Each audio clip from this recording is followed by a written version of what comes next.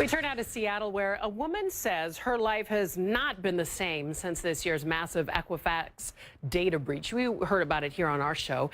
Katie Van Fleet says within the past 2 months, her identity was not stolen once, not even 5 times, but rather 15 times. She says it all started in early September when the New York luxury store Barney's reached out to her about an application for a credit card that she had never even applied for. Van Fleet noticed that the credit application was submitted right around the same time that Equifax announced that big data breach, which is said to have affected more than 140 million people. Well, things just went downhill from there for Van Fleet. Joining me now to talk about this is that young woman, Katie Van Fleet. She is on the right in the scarf. Her attorney, Catherine Fleming, joins her. She's sitting on the left. Ladies, good to see you. My goodness, Katie, what a mess. So this started with a situation with Barney's. What happened right after that? Sure. After I got that thank you letter from Barney's, I gave them a call, let them know that that wasn't me that did that application. I put a fraud alert on my credit file. Right. And I just kept receiving letter after letter after letter from stores like Kohl's, Old Navy, Home Depot, saying thank you for your application to our stores. I also received a bill from a hotel in Las Vegas that was sent to me under my name. So I was on the phone with the billing department telling them I never went to Las Vegas.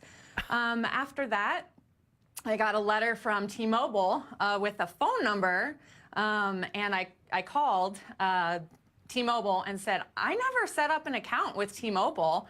They told me that they bought 4 iPhone 8s and a tablet, so $3,000 worth of technology, opened a family plan under my name, and it had been open for 22 days. Katie, I mean, it's remarkable. You did all the right things. Catherine, it sounds like she did the right things, right? She made sure to put a fraud alert on her accounts. She also filed a police report, if I understand correctly, and even froze her credit. She did all the right things, yet still this happened to her.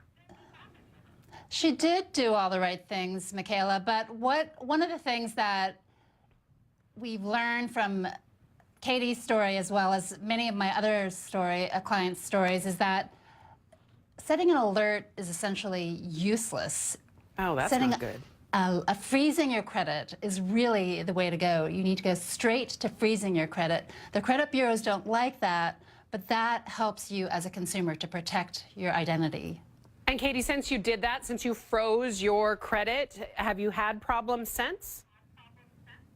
Since I actually froze my credit, I have not had any problems, but I've taken other measures such as changing all my credit card numbers, changing all my passwords, filing the police report, filing a report with the Federal Trade Commission. I've tried to change my social security number. I've tried to change my driver's license number, contacting the IRS. So it's just a list of things that I have to do to protect myself. So basically, this has been like a full-time job for you, Katie.